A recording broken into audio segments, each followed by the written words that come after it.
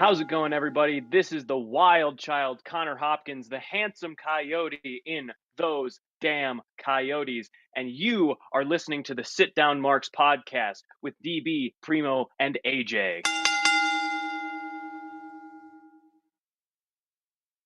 What's going on, everybody out there? This is Dirty Bird. Just want to take a quick little minute here. We want to thank everybody that supported us up until this point. We've been grinding at this podcast for about 2 years now, and I know what you're probably thinking. No, we're not going away. No, we're not going anywhere.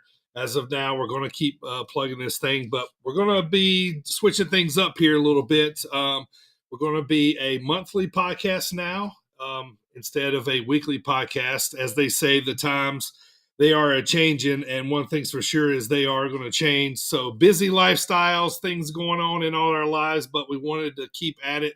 So we're still going to be bringing you guys a monthly podcast. It's going to drop somewhere around the first week of the month, each and every week. So just want to take a quick second and thank everybody for supporting us. And we hope to still see you guys out there at shows, and still see you guys out there. And thank you guys, all those that have supported us from day one, who have been downloading the podcast and subscribing and telling us out there, that you really like the podcast. So we really thank you guys for all that. And with that being said, let's get this thing started.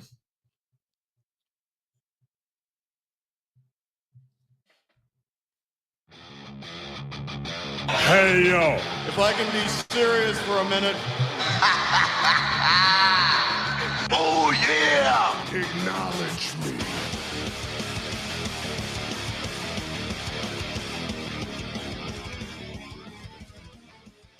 What is going on, everybody? Welcome. Sit down. We got a lot of things to talk about, lots of things to unwrap.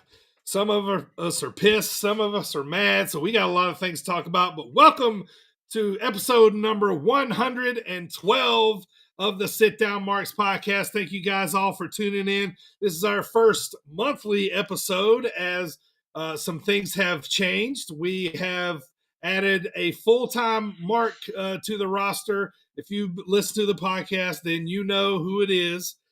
Bringing us officially to the Sit Down Marks podcast. Damn it, I'm going to have to say it. Welcome to the pod, Michael.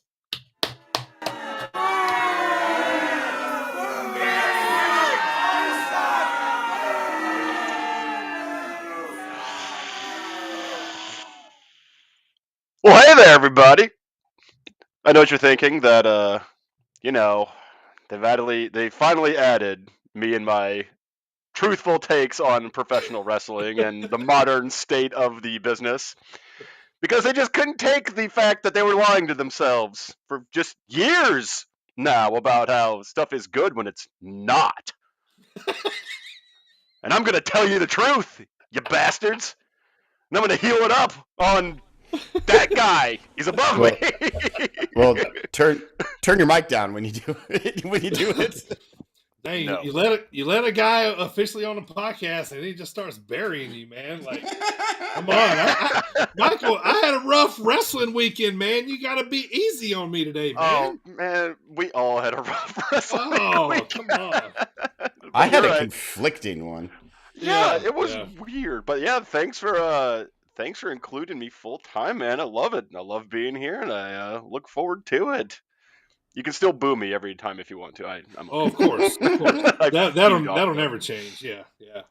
So, but welcome, guys. AJ, Primo, DB, of course, and now Michael on the fray here for each and every month podcast. Like you said in the intro, we're going to be coming at you the first week of every month. So, this week's obvious topic, I guess I'm trying to get out here, is obviously a big weekend of WrestleMania, night 1 and night 2.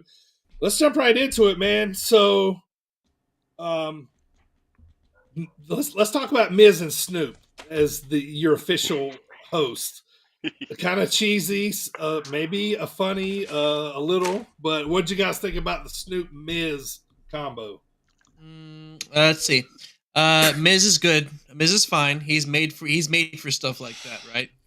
Snoop, while he's the cool grandpa uncle now, he's no longer needed. So he's superfluous. I mean, I just didn't need him, but I mean, I think Miz did a fine job. So night one, I liked it just because Pat McAfee got in on the action. And like you said, Snoop was Snoop. And then night two, I was angry at the whole entire situation, and I don't like taking pleasure in someone else's injury because that is an evil thing to do. But when Shane O'Mac blew, I was so angry when his music hit because, you know, like we were talking about before, LA Knight not on the card. Bobby Lashley got to come out and hold his trophy up and then touch his wiener for a second and then wander off. Right. No Shinsuke. I know AJ's still hurt, but no, there's so many people. But who do they bring in? Shane O'Mac. Fuck you. I hate your guts. Blow out both your hamstrings, please, because it's hilarious. Would you like me to piss you off further? Yes. A rubber chicken had more ring time than Shinsuke Nakamura at WrestleMania. Yeah, That's valid. yeah. A lot of guys they could have used in that spot. However, you know, for taking it for what it's worth, I was excited to see Shane O'Mac. Yeah, he come out, you know, blew the quad, quickly exited. You know, he should have had the old hook like the cartoon they used to pull him off stage. He was gone. He was gone, dude. So I read today he tore a quad just like Dad. So yeah, Drop down, leapfrog, blowout. You know, I'm only in my late 30s. I'm not in my 50s, and I'm not doing a fucking leapfrog drop down. All right, Right, blow right, some right. shit out. Yeah. All right, let's get into the card, boys. Night one, as we watched them on TV, this was the order. So let's talk about it right off the bat. What about Cena and Austin? You know, loading up here. They're coming in hot right off the bat. Yeah. Yeah. I kind of like this because I kind of felt like I knew that Theory was going to win now. Yeah. Because they had time to get over it. You know. Absolutely. Yeah. Well, and also, yeah. I mean, that's what was supposed to happen. We're supposed to make a star here. Right. Got one. Yeah. Also, you're also introducing star power right out the gate in John Cena.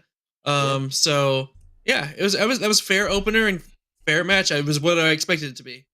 Right. I did not give a shit about this match. I liked seeing Cena. I like him give his little, thank you to the crowd before he did the 5-knuckle shuffle. That was nice. Yeah. Crowd right off the bat, blazing hot, which I was so excited about. This is a great crowd. Sure. But I agree. Like Austin Theory clearly should have won. Cena did the job. I wish he did it cleanly, but it's Cena, so probably not. But I mean, a low blow fits with the character, so I was fine with this. This is ear biting too. Don't forget about the ear biting. Oh yeah. Also, the scene. Sorry, don't mean to cut you off, Michael. But real quick, the John Cena Make-A-Wish entrance was really cool. That was fantastic. Yeah. Cena's still the best. Yeah. Like perfect placement on the card for the match. Theory should have gone over, but fun fact, this WrestleMania weekend started off with a dick punch, and it's going to continue throughout the entire weekend. So yeah, brace yourselves, folks. You're going to get punched in the dick a lot coming up. The dick punches become more metaphorical as the weekend goes on. Yeah, this is I was perfectly happy with the outcome, but my thing was about this being the very first match of the weekend. We saw a ref bump. Okay. Yep. We saw kind of a future star tapping, but I think it was okay because he was tapping to the greatest ever in some people's eyes. So yeah, I think it's okay. Yeah. And then already using the low blow. Yeah. That, that the ref didn't see after doing the ref bump. I'm like, come on. Like this is too much here in the first match, but I'm not critiquing. I'm happy with, I guess I am, but I'm not. I'm not shitting on it. I'm not shitting on it. I guess that's another thing too. Is it's the opener of of night one, so we're still wide-eyed, bushy-tailed. We're not super upset yet. So yeah. Emphasis on the yet. Right, for sure. When it started off with a ref bump and a dick punch, my exact reaction was, "Oh no!" And then Shane O'Mac comes out, and, "Oh no!" All right, so second match, which a lot of people said might have stole this show. This was the Fatal 4-Way men's tag team match: Braun and Ricochet versus the Viking Raiders versus Team Alpha or American Alpha. What are they now? Alpha Academy. Alpha Academy. Thank you. And, Wait a minute. And then the Street Profits, who end up winning in a very fun match. And every time I watch Montez now, I'm like, man, this dude. But I mean, oh yeah. Go ahead, AJ. Go ahead. Montez and Ricochet, awesome. This match didn't need to be on the card at all. Take this off the card. Well, they had two showcase matches, one on each night, but that's beyond. I mean, that was their own decision. But as far as this match goes, this was definitely the better showcase match, and it was fantastic. So you're Montez, but we're not gonna sleep on Dawkins. Dawkins trucked Braun Strowman. Oh yeah, Right. oh yeah, Right. Yeah. That was nice because I don't like that thing anyway. Yeah. Oh, I don't either. I think it's stupid. yeah. Just move out of the way. Just step to the left. I don't just. The highlight of the match, the real star of the match, was Otis's dick sweat. Let's be honest. It was so nasty. That just sweat gooch hanging out. It was like, here it is. It's gonna keep going, baby. Dick It's punch, like sweat gooch. I can still see it. It's so nasty. Sweat gooch. So for the second match in a row, I went, oh no. Oh no. No, this match I was starting to have fun. I was having fun. I was like, okay, I could do without the Viking Raiders, but it's okay. I sneakily thought the Viking Raiders might win this. Right. I was kinda, for a minute, but I didn't want Braun and Ricochet to win. I wanted the Street Profits to win just because they're awesome. Ricochet springboard shooting star press to the outside. Oh, how is he at the bottom of the card? He's a superhero. He is freakishly good at everything. He's real life Spider-Man with the costume on, dude. Yeah. I can answer the question why he's bottom of the card. It's because a lot of his matches don't make sense. Because he's just flipping around all over the place in the land of the And he's giants. not good on the mic either. No, you're right. He's garbage, but he's so good. Only one person could pull that off, and that's Rey Mysterio, and we'll get to him later. But but he's a legend. Like Ricochet is incredibly good. Don't get me wrong. And his match with Gunther was amazing. If someone can lead him through a match that makes sense, he's phenomenally good. But like a lot of times, his matches don't make any goddamn sense. He's just flying everywhere. Yeah, he's just flippity. It's like, let it breathe, man. Let us take it in and enjoy. No time. Hey, don't just fucking punch us in the ass with your fucking flips. I don't know, man. Right in the I love stories, but they ain't always got to tell them. Sometimes I just, if I'm looking at Ricochet, I know what I'm getting. Either I'm watching that or I'm going to the bathroom. And then I'm watching it, then it's flippy shit. I also like the finish to this match was another after he did the springboard shooting star to the outside, he comes in to do the shooting star on the inside to Dawkins, who catches him on the knees, holds him down, and then Montez freaking touches the ceiling with his frog splash. Right. Yeah, and then smashes Ricochet right on Dawkins' knees. Every time I see Montez Ford do the top rope stuff, I always think of that scene in The Simpsons where Poochie needs to go back to his home planet. Yeah. And it's just... he just elevates up off the screen. All right, next match, Logan Paul versus Seth Rollins. These collectively might have been my favorite entrances of the weekend for this match. I love the zip line. I thought it was pretty awesome. I was surprised they did it, to be honest. So, Really? Seth obviously won the match. I'm going to let you guys talk about it, but I loved Seth saying at the end, the stomp heard around the world. Stomp heard around the world?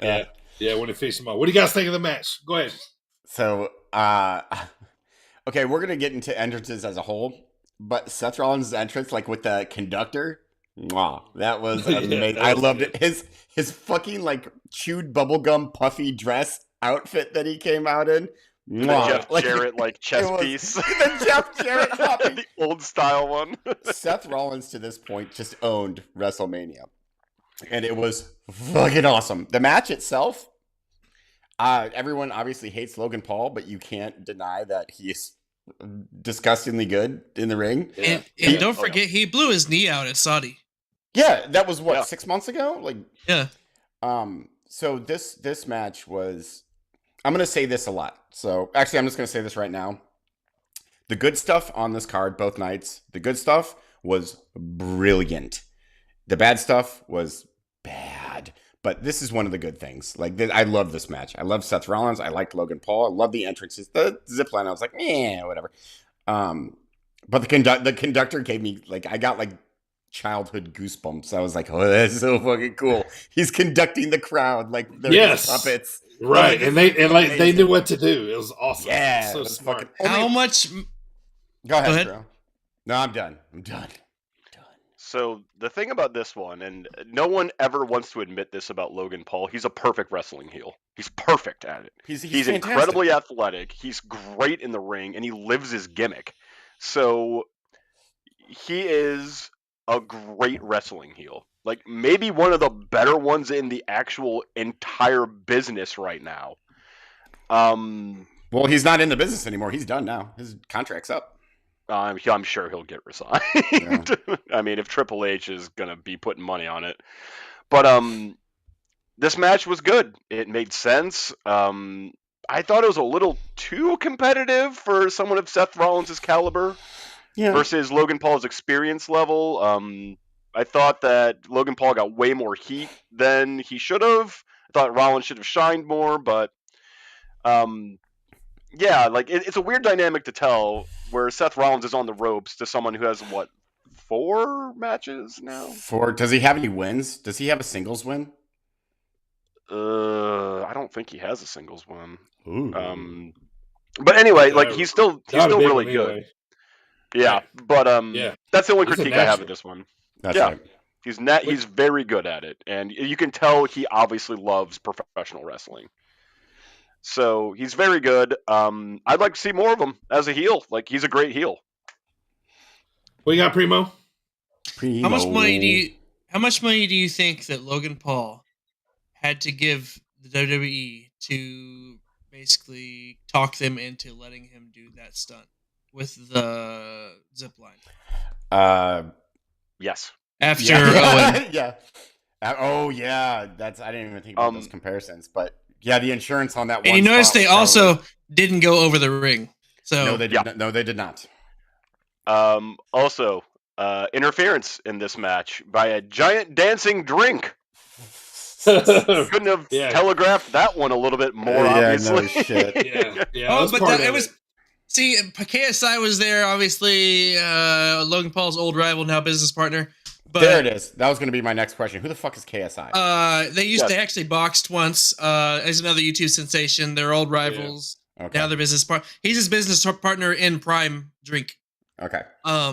Anyway, where he was standing the whole match, the people behind him, you could tell were getting pissed off. And at one point, he was like on his knees trying to not be in their way. Get out of the way. Like, if I paid thousands of dollars at WrestleMania, this giant ass bottle better not obscuring my view.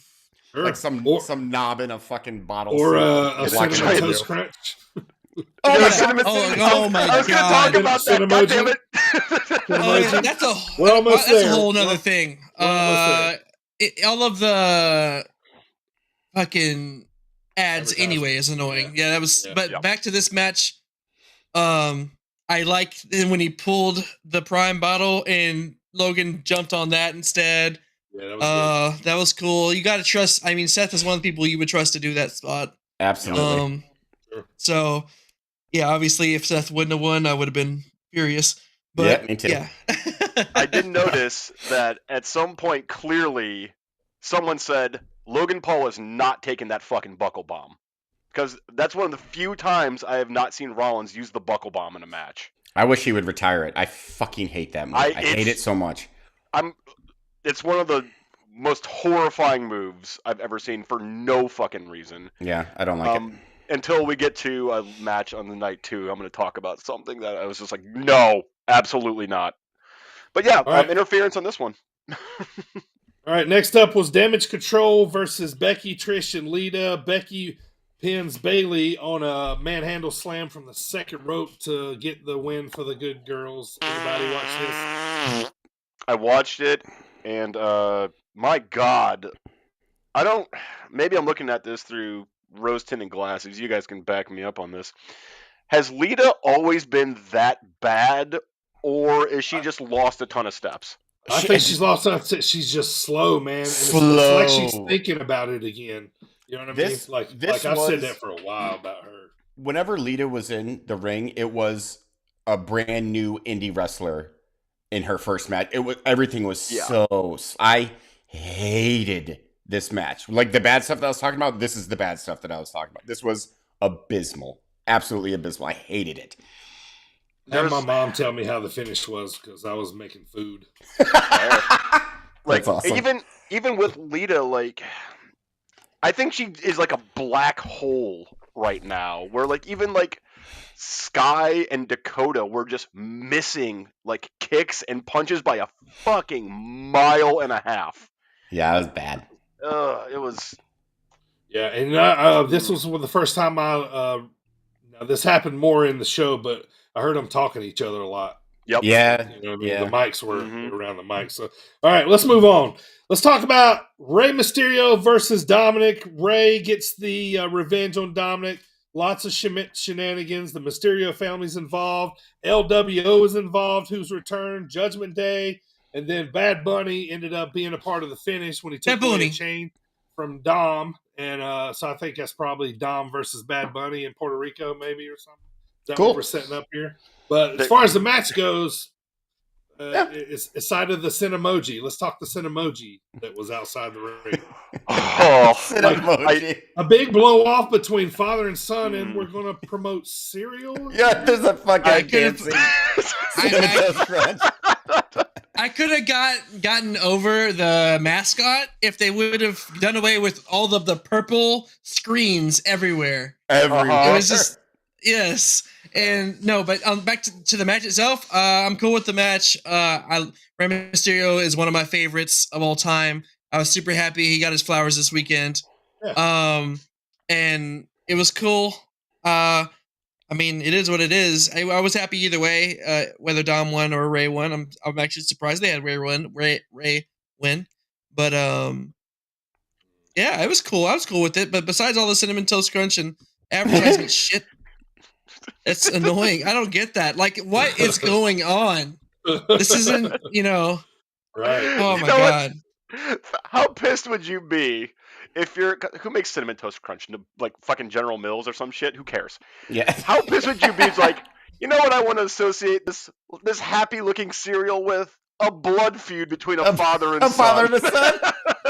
A father and son beating the shit out of each other. And I think Michael Cole was like, yeah, and Ray's on one of the covers of the boxes. Yeah. Right. When you think of breakfast, I want you to think of a father and son being estranged and hating each other. Exactly. Beating the shit out of each other. Right. Right. I mean, otherwise, I was entertained by this match. Yeah, I liked it. Yeah, it's one of my favorite matches of the weekend, honestly. Yeah, just because of Ray, and he's one of my favorites. Second match with interference, third match with a funky finish, and night one. Yeah, I was okay with this match. Like, I'm glad that Dom lost. I think this is the best he has ever looked, and it makes me kind of excited for his future. For once, I'm like, okay, I'm kind of getting behind Dominic Mysterio now. And his entrance when he came out with the purple Ray mask.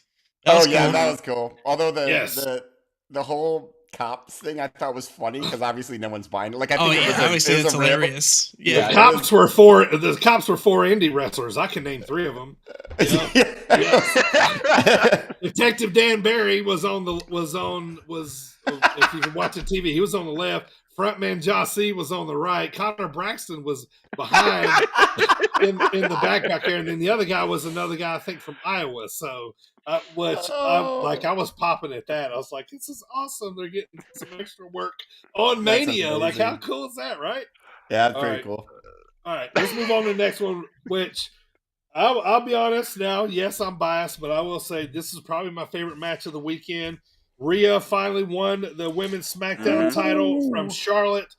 There's one thing I want to talk about first before we get into the match. What happened? I thought this was main event Saturday. What It was- did somebody pull the plug here? I mean, I thought it was Oh, going to be the main event too, but apparently they want to do bloodline stuff both nights. Yeah, which is fine, but they definitely made them, realize that what they missed out on is the main event because they just tore the roof off the place. Yeah. This match was Oh my God. great. It was These so two good. chicks beat the hell out of each other. It was There we very, go. very good. Yeah. It's another one of my favorite matches of the weekend. Oh, sorry, Michael. Go ahead. Oh, I was just gonna say, I've been saying Rhea Ripley is a fucking star for for sure. months, years now. Michael, you've been talking about it for literally 3 years. Like ever since she got called up, you're like, because I remember you talking about this, and you were like, "This is going to be an absolute star."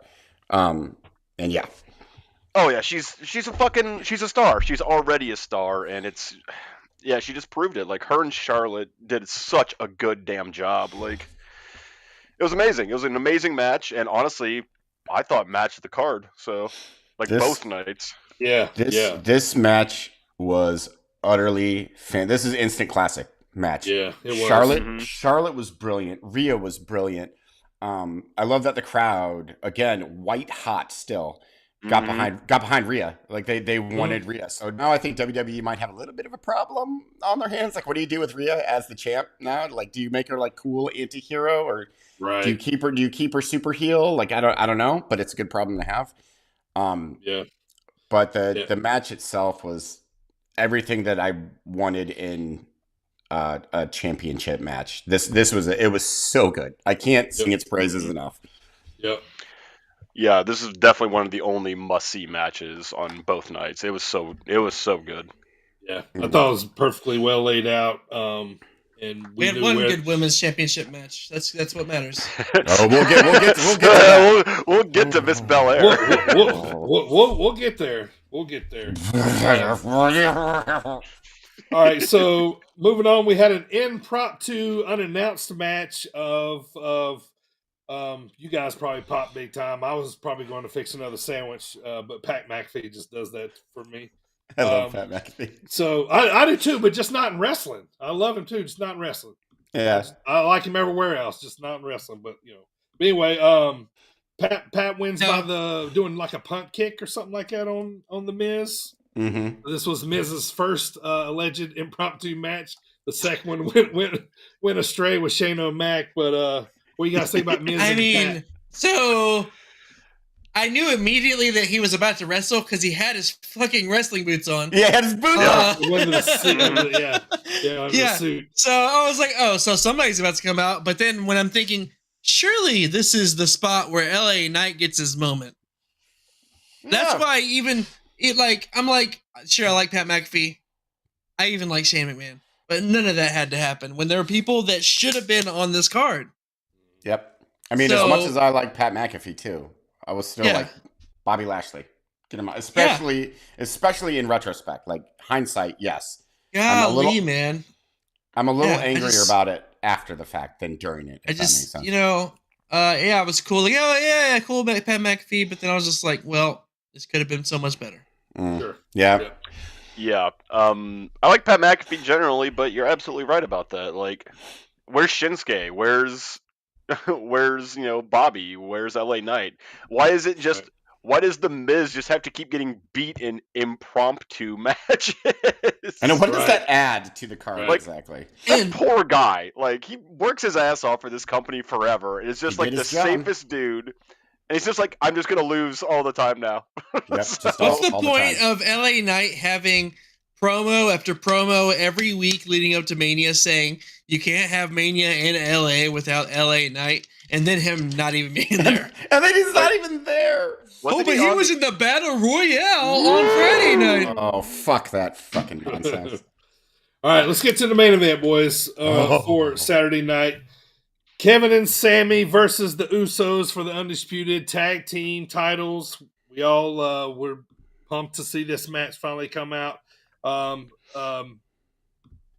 Sammy ended up pinning Jay, which was the way it should have been after 3 haluva kicks. Fantastic, awesome match. What were you guys thinking and feeling while this thing was going on? It set up well for you? Do you like the ending? The Usos are so damn good. Like, I don't know why Vince McMahon hates tag team wrestling, but he needs to not. Because if this is like the kind of stuff you can have, why don't we get more tag team wrestling? Because I think that this is a lightning in a bottle right here. This match was, again, this is perfect. It was the end of a year-long storyline. Well, we thought it was the end of a year-long storyline. But I've never seen a hotter crowd for this match. Sammy hitting the 3 haluva kicks was amazing. The fact that he held up Jay for 2 of them and like pushed him back into the ring. It was everything about this match worked and worked well. And I've already watched it twice because that's how much I love it. It was emotional. The crowd loved it. It was the perfect ending to night 1. And this was my match of the entire weekend. Like, this was utterly, utterly brilliant. I loved every second of it. Yeah. Go ahead. I love how they went to the 3 haluva kicks. Every pin attempt that Kevin Owens did in the match, I paid it no attention because I knew Sammy was getting the pin on Jay. That's how it had to go down, right? Yeah, but I loved it. I loved the look at the end. I loved how he kept picking up Jay, putting him back up. You know what I mean? And just like, it was. I thought it was good stuff too. Did you guys see the PWG on their tights when Sammy and KO came out? No, I didn't. There's a little PWG logo on their gear. It was very cool. Oh, really? Oh, that's cool. I also like that. Actually, and as simple as this entrance was, this might have been my favorite entrance of the entire week with Sammy and KO, because KO came out first, all hyped up and stuff, and then waited for Sammy. And then they go to the ring with Sammy's music playing. Like, that was the perfect choice for that, because this is Sammy's storyline. Mm-hmm. And I can't gush enough about this match. I loved it so much. Yeah, it was really, really good. It was a great way to end the first night, and well done. They started off with a good match, and they ended it with an even better one. So I liked it. Yeah. It was midnight, and they sent me to bed happy. That's for sure. Yep, yeah, very happy. I was happy with it, and I was like, at the end of it, I was like, man, night 1 was pretty good. Not gonna lie, like, I thought night 1 was pretty decent. If I had to, give it a letter grade, I probably would have given it an A, just because I thought most of the matches I liked, and I was so excited. We're gonna smelly mark here in a minute. I mean, we will. I'm not giving you a grand total yet. Just one night. But I was based off of this match, I was excited for night 2, and maybe my hopes were too high. Right. They weren't. They were the proper level of high, I feel like. All right, so night 1 in the books. Let's smelly mark night 1. Michael, night 1. So the amount of smelly marks I give this one, just because I was like, what the hell are they even going to do on night 2? And then I started thinking about the card, and I was like, oh no. But night 1, I give it 7.5 smelly marks. I give it a strong B is what I give it. Okay. So again, as good as the good stuff was, and it was brilliant. Like, if it was that alone, this would be one of the best nights of WrestleMania ever. One of the best WrestleMania evenings of all time. But you had the Lita nonsense in there. You had the fucking Pat McAfee, which I enjoyed, but was useless.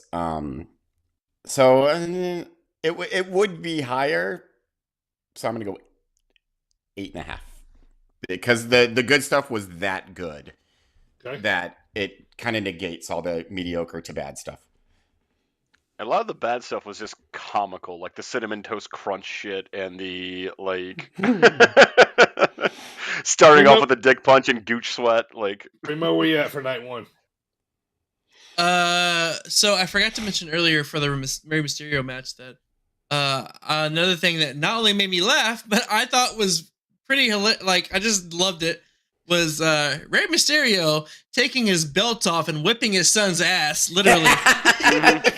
Which was great. I was like, that's so funny to me. I like that. Anyway, I give it an 8.5. Like I said, solid A. For me, that night one did everything it was supposed to do. I enjoyed night one. Yeah, I did too. I'm in an 8. My only downfalls was the damage control match, Pat McAfee, and I was hoping for more of an ass whipping Seth to give Logan. You know what I mean? can see them. Yeah. So, but that's the only reason I brought it down from that because I really enjoyed it too. So I'm at an 8. So let's go at night 2, boys. A different starter here. We got a house fight to start the night on night 2. Brock versus Almost. Brock gets the win. I thought this was perfectly done. Lots of offense for Almost, but eventually he goes to Suplex City, which is exactly why I wanted to watch that match. So I was happy. The F5, I thought was a good opener for what it was. Yeah. So what was it, like 5 minutes? That's quick. Yeah. So I after it was done, I looked at my wife and I said, "That's about how long I wanted that match to be." Yeah, it was good. I was like, they did that right. I was like, good opener. They had Brock in there. They did what needed to be done. Got in there, got out. We can move on.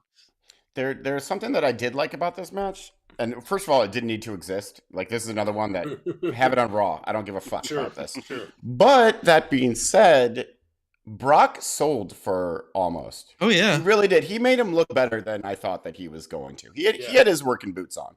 I have respect he for did. for that. He sold his ass off. He put one of them on. I don't think he was like fully into it. But It was more than expected, though. So Sure. I was okay with that. Apart from that, I could give a fuck. I could give a fuck about this match.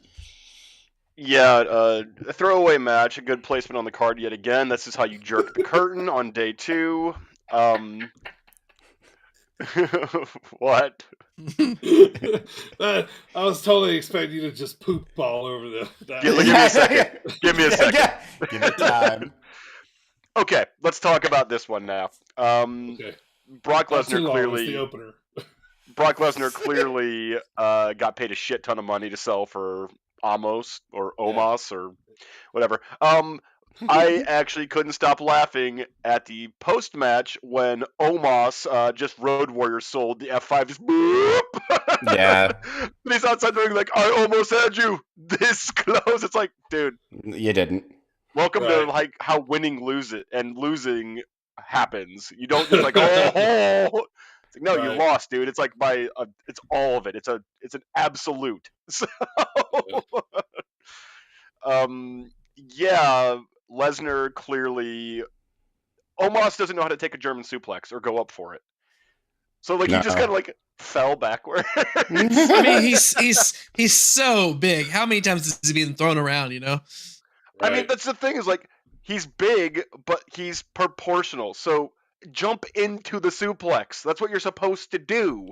Do you see him jumping? I mean, I don't see why being tall means I can't use my legs now.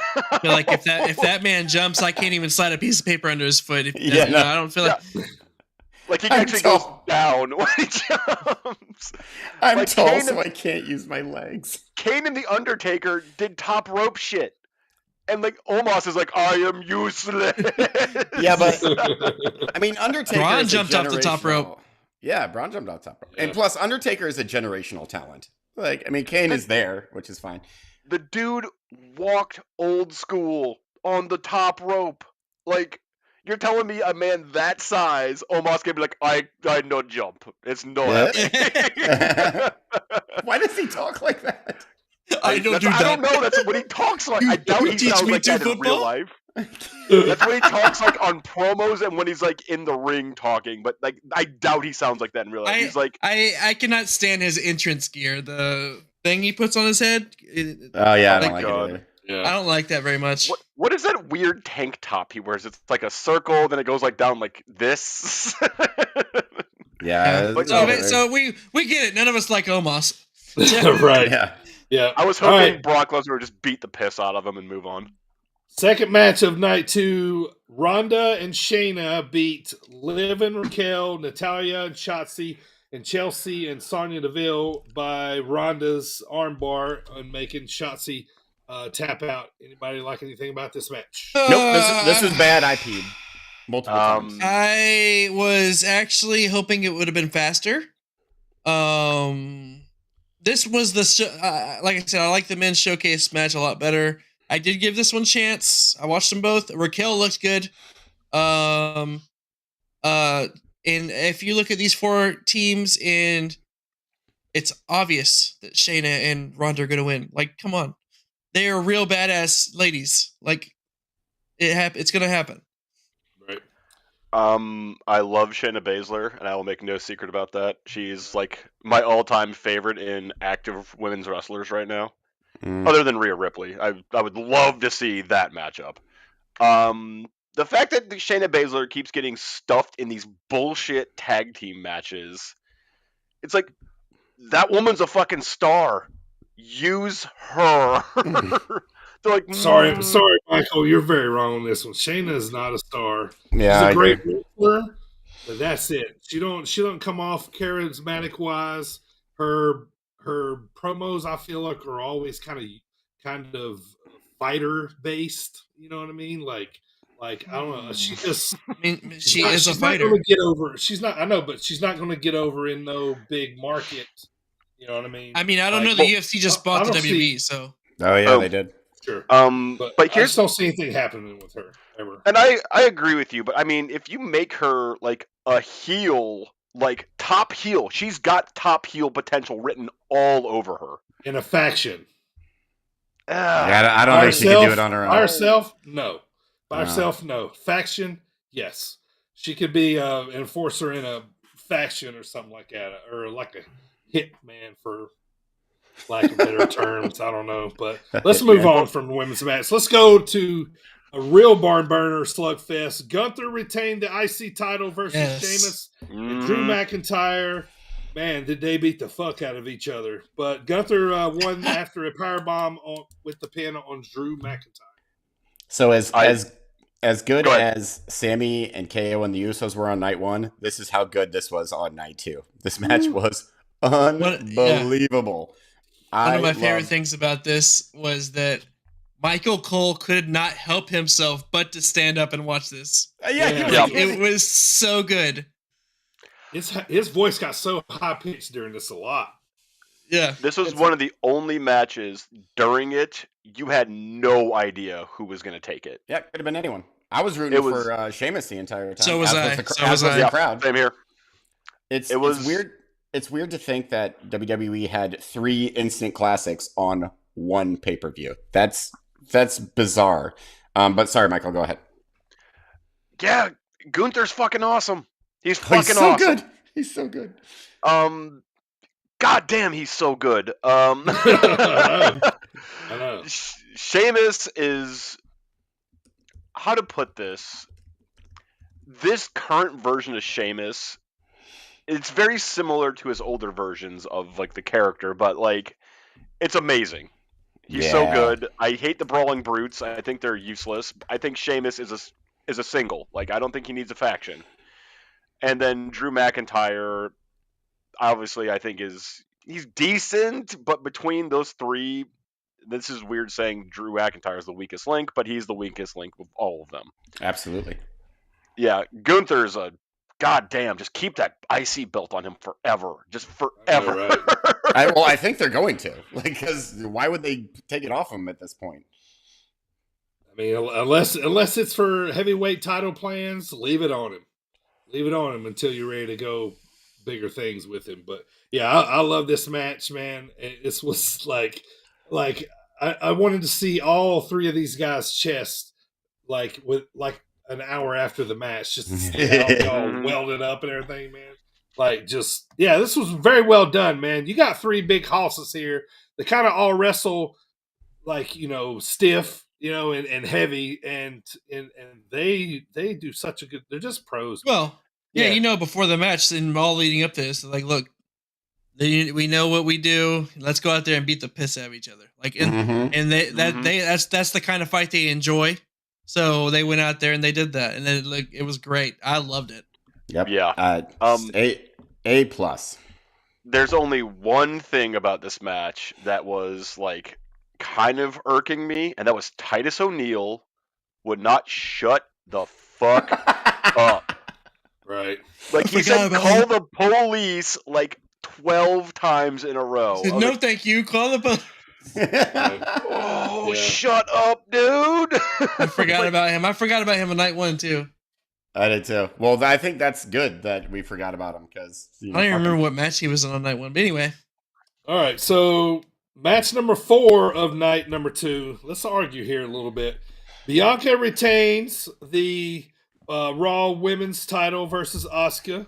I thought this was a very good match. The crowd didn't react too much to this one, but Bianca ended up winning by the kiss of death. I think. Well, go ahead. Let's see what you guys want to say.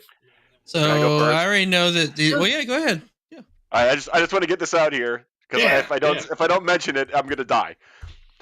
There's a part in this match, Marks. I want you to go back and watch it.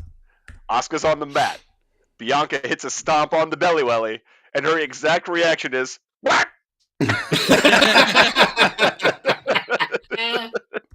It's the funniest goddamn thing I've ever seen or heard. Okay, go ahead, Primo. Sorry. Yeah, because we already know what AJ's reaction is going to be. My reaction is I don't care who won this match. Really, I wanted Asuka to win. I don't care that Bianca retained. And maybe because I was expecting for this one for the ladies to be like, oh shit, look what Rhea and Charlotte did. Let's go out there and try to contend. In my opinion, this match was nowhere on the level of the match that we had in the night prior. Sure. So maybe because of my expectation of the match, I didn't really care for it that much. Yeah. It is what it is. It was good, but it was decent, I guess. I don't know. I didn't really care. I went to the bathroom a lot during this match.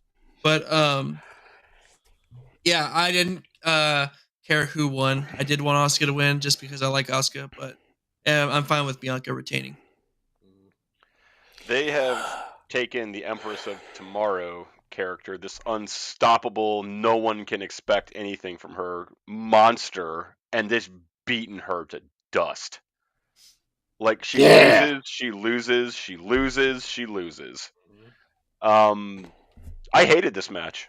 I absolutely hated this match. I thought it was predictable. I thought it was just going through the motions because they knew they couldn't compete with Charlotte and Rhea. So they're like, let's just fucking go out there and why introduce the Mist if it's not going to play into the finish at all? Like, because they've already played. Bianca's gotten sprayed. She's ducked, and her partner's gotten sprayed. I feel like they've already been there. So finally, it didn't get involved in the finish, kind of, which I was expecting it to too. So check this out. If you go back and watch it, Bianca seems surprised that Asuka missed the Mist. Like, it just made Asuka look like a fool. Like, because she's just like, uh-oh, now what? It's like, I spit on the mat. Yeah, and the ref was just like, hey now, who put blue dye on this mat? It buried the ref. Asuka looked like an idiot when she missed that and then lost the match. And honestly, I think Bianca Belair's boring. I think she's a boring promo. I think she's a boring champion. But I did get my moment. Oh, last thing about this match. There's a spot that is so unnecessary and gross and doesn't need to happen. Asuka took a power bomb on the floor. Mm-hmm. Why? Yeah. A throwaway spot no one's going to remember but me. And only because it's Mania, probably. That's the only reason I could come up with. Otherwise, it really doesn't make sense. Think about it's a hard bump. Later, Shano blows his fucking leg out on a leapfrog, and they're gonna power bomb this woman on the floor. Fucking dumb. All right, AJ, let's have it.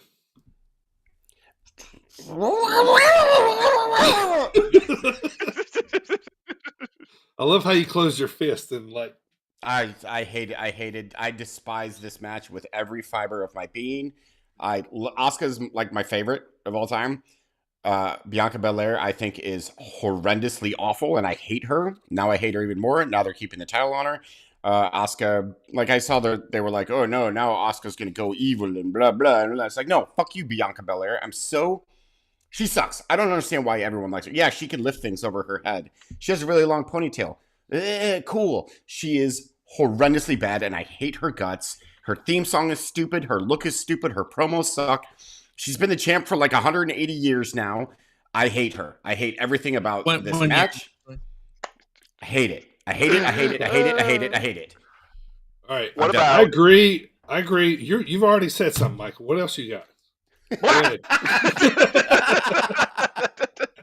That's the old Dirty Bird giving me the old cutoff. Right. Yeah. Let me get mine in, and then you can go. Okay. So I was happy with Bianca winning. Yes, I do like Bianca. Yes, I agree though. Her promos are bad. They're the same thing. The EST, roughest, toughest, yada yada yada. You know what I mean? And it's hard for me to take her serious when people confront her and stuff because she's just like, okay, let's go then, taking out her earrings, and like there's like I just don't like she needs some other story, some other kind of heat. Now in return, I felt like that's why the right person won because really all she did is just okay, Asuka's the number one contender now. And then she basically just dodged mist all the way there. So I don't think like Asuka was that big of a heel enough to win. Now, I think if Bianca had somebody else on the other side insulting her for all the reasons that AJ hates her, for her look, for her ponytail, for her her dumb EST gimmicks, but Asuka can't do that because she just the language barrier there, she can't deliver it. You know what I mean? So it was hard for her to be a nasty heel. Now we all loved her, and there was a little bit of hype going about her because she had just come back not long ago. She got the brand new face paint. It's still kind of new to all of us, and we all love that. We love her entrance. She's a great wrestler, but like I just felt like it lacked setting up stories for her to be like a good heel versus Bianca. But Bianca is she reminds me of Logan Paul, man. She's just like she picks up on it easily. She's very smooth in the ring, I think so. Like I said, I like everything about her except for her promos. But I think she won because had Asuka won, Asuka's title reigns have all been short. So she would have been a short transitional champion. But I'm done. Go ahead. I have to say something positive about this. Bianca's entrance was good. I like Bianca's entrance with the dancing kids. Yeah, was cool. Yeah. Okay, I'm done now. Fuck that fucking match. AJ, I have a question for you. Wow. Pre-love question for you too. Why is it in every single Bianca Belair match, her stupid ponytail is a factor in the match? Because it is. It's an extension. That's like part of her gimmick. She's the EST of hair. But think about this. I want you to really think about this. If you are scouting Bianca Belair as you're like the number one contender, right? You're just watching these matches and trying to figure out what's going on. When has pulling her ponytail ever worked for anybody? Never. It's like she does the Hulk Hogan Hulk up once it gets touched. Like, I mean, people tried to punch Hulk Hogan after he hulked up for years and years and years. It's kind of the same situation. Okay. Now, did that make sense? No. Just get out, just roll out of the ring. Just let him, just calm down, sir. Calm down. Yeah, whoa. I'm going to give you a second to breathe. I'm going to stand over here. Michael, you're over under for saying makes sense. You're way over. We're talking about wrestling here, so you got to I love how you are wearing an NWA shirt and you say wrestling doesn't have to make sense. It doesn't. It doesn't. This is when it made sense. Dumb shit you just said. All right, let's move on. The very next segment was Shane O'Mac. The surprise. We kind of talked about it. He blew his quad on a. Good. Yeah, so fuck you, Shane. Good. I got a question. I got a question about this one. When did Snoop become the legal man?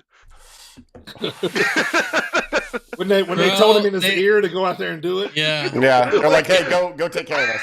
Like Yeah. they They're didn't make a new match. Snoop, for the next 2 minutes, go do whatever the fuck you want. Right. Yeah. See, this is the point. Like, I already got angry about Shane O'Mac. This is the point when I was like, poor Miz is jobbing to a 70-year-old fucking mummy that just gave him the world's slowest people's elbow. Like, it's poor Miz. All right, let's talk about the last two matches of night two, which I was sour on both of these. But the Hell in a Cell match, Edge beat Finn. Heck in a sec. Heck in a sec. Yeah, I thought this was a great match, but I didn't think the right guy won here. Oh, I did. I agree. I agree. What? Really? Me being You're a the Finn biggest guy. Wait, how is this? I'm the biggest Finn mark around, Yeah, right. and I'm the only one that thinks that Edge should have won. Well, let's hear him out, fair. and then Shame let's hear on him you. out, and then we'll tell him why he's wrong. Okay. Okay, that's fair. Let's hear him So out. well, I will say I don't think it should have been the Demon. Like, it should have been just regular Finn Balor. That being said, That character's dead like now. story wise, Edge is the babyface that was wronged. He was betrayed. Of course, he should have gotten the win here. The big blow off match of the Blood Feud. The babyface goes over. That's how it should be. So Not always. I know, but I was okay with again. I was okay with it. Finn Balor again. I don't know why. I don't know why he's going to remain in the mid card for the rest of his career, because the dude got 5 staples in his forehead and kept wrestling. He's going to stay in the mid card because he keeps saying yes to dumb shit like this, man. Yeah, that's true. Edge is on his way out the door. They should be making Finn into at least a bigger leader for Judgment Day on the way out. Edge ain't got much time left. Like, yeah, that's you know what true. I mean? And yeah, if I'm Finn, I'm letting my contract run out. I'm getting in the car and I'm fucking never going back to WWE, because they have, like, he's one of the worst. And like, I was never a big fan of him coming in, but like I am now, because he's such a good talent and they're just burning him. Like, he doesn't win any feuds. You know, he gets jobbed out on a lot of times as being like the leader of Judgment Day, when in more Damian, Rhea, and Dominic are getting more wins. Like, you know, I just don't understand. This is so weird. You sound like me for the past 2.5 years. This is kind of amazing. Just the realization just hit me. I'm like, this guy's like, I would get fuck out of it. Yeah, like, you know, you're absolutely right about that. Because they've beaten him into fucking powder. Like, the demon gimmick was dead when God interfered in Roman Reigns' match, and he was flopping around like a fish. Like, just fucking stop. And so, like, he comes in as the demon again, and then Edge has got to bring back Brood Edge. Fuck off. Like, you're a part-timer beating a full-time faction leader. You're one of your top heel factions. And you're just like, nope, he's doing the job. He's jobbing to me. I don't like the points that you guys are making because they're valid. My favorite part about this match was actually the promo package. That was fantastic. Yeah, that was fucking awesome. Finn Balor can talk his ass off and is an amazing talent. Also, Finn's entrance, I marked huge when he and Edge's entrance was weird as fuck. Yeah, I could give a fuck about Edge's entrance. Yeah. But Finn's entrance had me had marking so up. much so many more hopes. Like, after Edge came out, I was like, oh, so no Gangrel or Christian. But he had a shiny skull. It was shiny. Yeah, but he had some weird ass shiny fucking disco ball on his head. Right. So, disco ball, thank you. And then knowing what we've seen about how the main event finished, I'm like, those fuckers, they gave us one. They had to put one little baby face over before we got to the main event. So let's get there, boys. Main event, night 2, the match we've all been waiting for, talking about. Roman and the Bloodline versus Cody, finishing the story. So after 14,000 near falls, Roman retains the title. Those bastards got us. Everyone seemed very shocked here at the end. I guess this kind of levels up Roman again, as he's probably 50-something days or so shy now from the 1,000-day mark as champion. But I was totally shocked. Tell me what you guys thought. I'll go last on this one. I'm just going to get this out of the way then. So the match leading up to the finish until it was an overbooked mess was fucking awesome. It was storytelling done, again, perfectly. This is the end of the bloodline. This is the moment to do it. This is the story. I fucking hated that after the fact. Triple H was like, oh, this is just the end of a chapter. No, you fucking reject. This is the end of a story. This is it, right here. You are a shit storyteller if you think that, oh, this is just the end of a chapter and it's going to continue on. Fuck you, you're an idiot. So it was the perfect moment to end this. It was the perfect time to have Cody go over, create a brand new babyface, mega babyface, super over. That's not going to last for very long. And then it baffles me that they went with Roman Reigns. Absolutely boggles my mind. This is the first botch booking wise in the Triple H era. And I think this is one of the times that WWE has dropped the ball in history. Like, this was such a mistake, in my opinion. I don't get it. I don't understand. What the fuck? Primo? Yep. So you'll never, ever, ever get this specific setup to Cody being able to win again. Money. Right Never. on the money. Yep. It won't be as important as it is now, I don't think. Nope. Like the people who are like, oh, he'll still get his belt. It doesn't fucking matter at this point. This was it. This was right here, the end of the story. Oh, no, he'll take it off him at SummerSlam. Who the fuck cares? That's, what, 5 months from now? Who the fuck cares? Oh, and by the way, at this point, he's held it for almost 1,000 days. That belt shouldn't be lost except for on WrestleMania. Yes, and this was the WrestleMania to do it. Because, my God, it was such a... nope, I'm done. Yeah. I'm going last, so I'm like, at this point in my mind, I don't want to see Roman lose it at fucking WrestleMania Backlash. Yeah, no. So I'm like, oh, might as well just wait until next WrestleMania. Have fun for another year, champ. So Yeah. There's a part of me that almost felt bad for Roman Reigns because the reports were that he's going to drop the belt and he's going to take time off, well-deserved time off, to spend time with his family. And then they're like, oh no, it's staying on you, you fucking idiot. Go march. One thing Roman did say in the press conference, he's like, how many families and people out there can say, your entire family main evented both nights of WrestleMania. And then he said that him and Paul are basically saying if this was baseball, they're only in the third inning. So basically how they have a lot to go. No, you don't. No, you don't. You just don't. This is the Lord of the Rings Return of the King fucking booking right here. How many fucking endings do you want before people are like, okay, let's go. Like, it's going to turn into fucking Roman from 6 years ago where everyone's just like, I'm so fucking sick of this guy that I want him to go away, like, immediately. It could happen. Oh, I'm so frustrated. Fire away, Michael. What you got? You remember when the NWO wouldn't die after Hogan lost the title, and it just kept fucking going? Sick of them.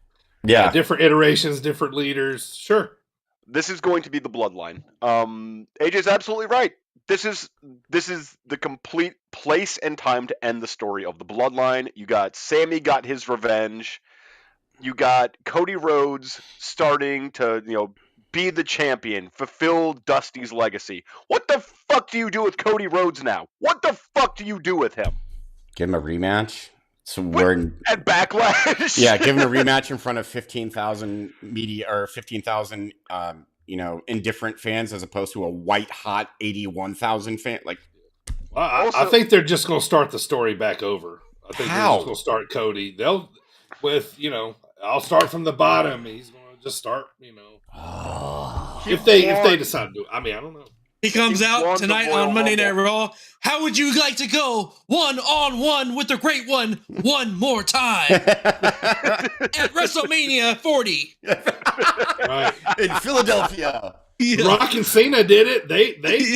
They made a match a year ahead of time. That's what I'm saying. That was what I was getting at. Yeah. And no one cared. Yeah. Overbooked mess of a match at the very end. And yeah, the rubber chicken in the ring, a perfect end to the clown show that this became of storytelling. Yep, agreed. I think I was most pissed off because they involved Dusty a whole lot. They involved the Rhodes name a whole lot. You know, He did the hey, bionic elbow. they got, if so, then hey, they got us. You know what I mean? But here's another thing. Let me just put this all in perspective. This is just my outside thinking here. If we weren't going to put the belt on Cody, then why would not Sammy? Like that would have been probably an even bigger story. Sammy, I think, was going to be the champion had Cody not been coming back from injury anyway. So they still had to, you know what I mean? Another thing too is knowing what we know now. This new company had just bought out. Did they have anything in the saying of who they want their champion to be as they take over 51% of the company? You know, DraftKings, FanDuel, all this bullshit that you can bet on now. Was everybody betting on Cody? So they decided to put it on Roman. So Vegas could make money. Those are good points. That commercial they did, I went back. So I was thinking, because I remembered everything that Corbin and Miz said. They said Roman will be the first one to do the pin. The stairs will be the first thing to break. Everything was opposite of what actually happened. Right. Very fucking cheeky there, WWE. Yeah. Right. That is almost like pulling a fucking scam on your loyal, diehard fans. Like that's gross. That's gross and skeevy. I don't like it. You want to hear something really shitty as well about this? Apart from everything we just said? During WrestleMania Night 2, they're promoting the Dusty Rhodes biography that they just produced. And they're going to piss all over it. Oh, yeah. Yeah. Yeah. I had one more point about that. I can't remember what it was. But yeah, I just, and I was going to say, my last point was, and I texted you guys this, as soon as Roman got that pin on Cody, I thought to myself, fucking Vince. Fucking Vince. That motherfucker. That's like, I thought that too, and I said, who threw that rubber chicken in there? Vince. Roman Reigns. Wow. Not only is it Roman Reigns, but it's Cody Rhodes, who Vince like historically has hated like his entire career. Yeah, and Cody, I mean, it's wrestling, so you want to put all the places in there. Of course, I mean, if Cody's family wasn't ringside, we'd have been like, that's awful suspicious. But they were, even though he was losing. As we record this Monday after Raw. Obviously, the Raw after WrestleMania is on, so maybe they're answering some of these questions of where they're going now. But for night 2, boys, let's smelly mark this thing. Primo, what do you got for night 2? I couldn't give it no more in my, look myself in the mirror and give it no more than a C. Which I'll give it. I call that what, a 6 out of 10. 6, yeah. Sure. Okay. Michael, what you got? WrestleMania left me pissed off, sent me to bed angry, and wondering why the fuck I just watched this. I give it a D-. Numbers, please. 3 smelly marks. Okay. So after the first night, which is still my opinion, one of the best WrestleMania nights ever. And then I loved Edge and Finn Balor. Up until that finish, I thought this is going to be the best main event of all time. Like in my head, I was like, this is, even with the overbooked nonsense, the fact that it could have been Cody, Sammy, and KO at the end of WrestleMania, having defeated the Bloodline, all 3 of them together, took down the Bloodline. But nope, Roman Reigns. We go back to Poochie fucking big dogging all over the place. How many big dogs do you give it? I hated it so much, and I was so baffled by it. I'm 2. Fuck you, WWE. Night 2, I'm not going to be as harsh. I was pretty happy with everything up until the last 2 finishes. Almost, even though I hated the shenanigans, I hated, the fact that the Bloodline, got involved in the Cody match, but yeah, I'm gonna stick it like a 7 because I still think a lot of these guys worked their ass off. I just didn't really like the finish of the storylines, but hey, here we are. I just felt disappointment going to bed, and I lost 40 minutes of sleep because I watched that. So I watched it again got home today, the main event, just to kind of refresh my brain and to get a little tired towards the end. And I still thought it was a good match and well laid out, but I was still had my feelings. I was pissed. Okay. Mm-hmm. So, what do you cumulative as a whole WrestleMania? What do you give it? Oh, the good stuff was so good. Like the Gunther, Sheamus, Drew McIntyre, fucking 10. That's Stole Night too. Yeah. KO and Sammy versus the Usos, 10. Rhea Ripley and Charlotte, 10. Like, these things don't happen where there's that high quality consistently. And then the bad stuff was just, it drops. So I have to go 5. Like, the good stuff was so good, the bad stuff was so bad. Meet it in the middle, 5.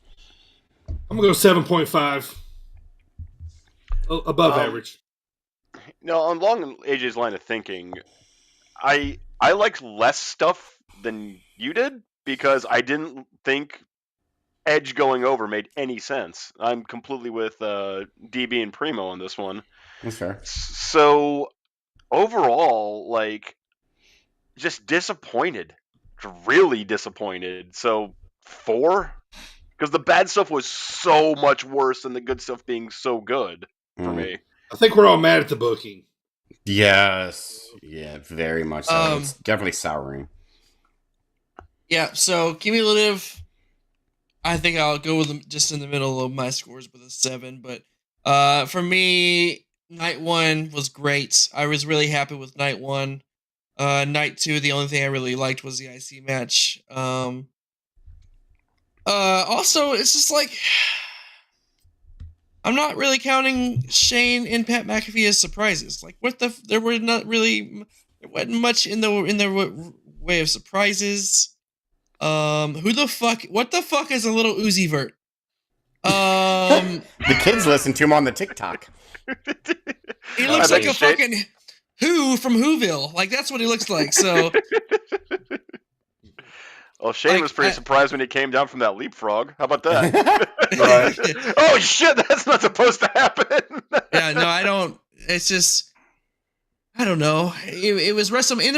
Honestly, I didn't think the entrances were all that great. Like past WrestleManias. Right. It's because it's still still fucking looks like it's daytime in there, man. Get away with that shit. Man. So that ruined Finn's entrance, I think. Yeah. Yep. I know, I was just gonna say that. Like, exactly, for the first man. time, I was like, I agree with Dirty right now. This should be at nighttime. Like, I'm getting Finn tired should not of be that coming shit, out. man. Like, Philadelphia's going to the be sun outside shining. too next year, so how? Yeah, it's an open stadium. Yeah, it's going to be like 12 degrees. Right, it's be on the East Coast. So Remember, let's talk. Good. I was just going to say, you're talking about Finn's entrance. Remember when Taker did the daytime entrance at Mania? It was so dumb. It was ridiculous. Yeah. Dead man isn't awake during the day.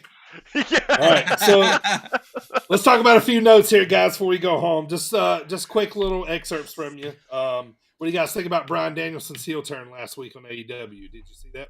Yep. Saw it. Liked it. Freshen I liked things it up too. a bit. Yeah, I like Blackpool as a heel faction. Yep, I like Moxley more like that too. So. Yep, I agree with that. I was okay with it. Now, Bryan Danielson's had 3 turns in 3 years. Yep, he has. He's turning into the big show. He's the big show. Just keep flipping him all over the damn place. I liked him siding with his boys. Yeah, me too. Yeah. May the 6th is Backlash in San Juan, Puerto Rico. This is it's pretty cool that they're going to Puerto Rico. That's cool as shit that they're going to Puerto Rico. Yeah. That's cool. I mean, that's where Roman Reigns is going to lose the title, so everyone tune in.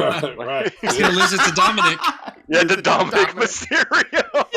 No, James Ellsworth comes back and beats Roman Reigns. Gonna fucking drop it to Omos. So, oh God. Endeavor, the same company that owns UFC, bought WWE at 51%, and then 49% will be to current shareholders. You guys have faith in WWE going forward with this move? Nope. Because I haven't seen the fine details yet of what they agree upon. So doesn't it? No, I mean, it got nothing to do with details. I'm saying right now, like, how do you feel about a UFC company buying a wrestling company? No. You have faith in that? Not really. No. No. How many months until? What's the over under on how many months until we see Conor McGregor walk down the That's what aisle? I'm saying. Yeah. Backlash. 1 month. Yeah, 1 backlash. month. Let's say get ready for them to intertwine and I don't want that. You know what I'm saying? I Having think real fighters knocking the wrestlers the fuck out. right. This is my problem with this. Is like you guys are UFC fans. I'm not a UFC fan. Yeah. But I respect what it is. Sure. It is legitimate people beating the fuck out of each other. Are you gonna have fucking Kofi or Xavier Woods go into a UFC ring to do his little fucking I'm gonna slap you on the butt shtick and play my trombone with real fighters? Honestly, yeah. No, honestly, That's the absurd. the best thing they could do is keep them separate. Exactly. Yes, they Yeah, won't, but but they they won't. should. Yeah. So I don't know a ton about a lot of things, but I know how giant companies work. Giant companies are a giant fucking mess a lot of the time. And these mergers like this are usually a disaster of like epic proportions for the company being bought. Right. Mhm. Usually what happens is the company that buys it strips the whole fucking thing down and leverages its assets and takes loans out on it and buries the fucking company. Now, you're talking about a UFC business buying a sports entertainment business. That's not in their fucking wheelhouse. No, So- but what I did read is it sounds like everybody's staying put for now. For now, That's what I'm saying for now. including because Vince, though. they mentioned Vince, so that's the big name. Wow. So Because they kind of make it seem like we're going to do this side, Vince is going to kind of do this side. So yeah, that's why I don't. here's typically what happens when these giant fucking companies collide. The company that has controlling share usually replaces all management, upper management, with their own people. So Triple H, fucking gone.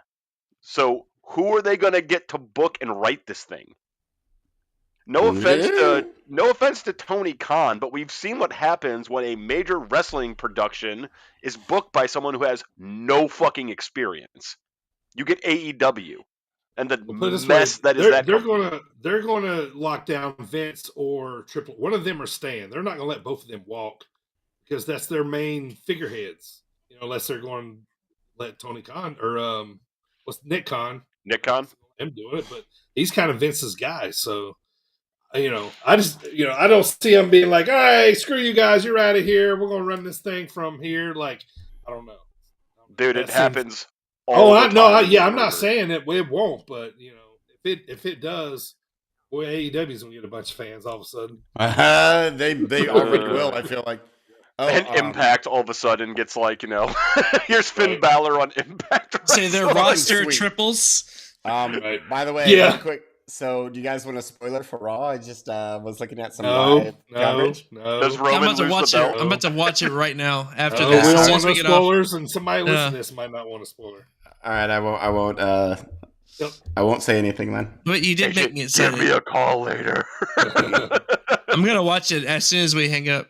So am I. All right, boys, that's it for WrestleMania this year.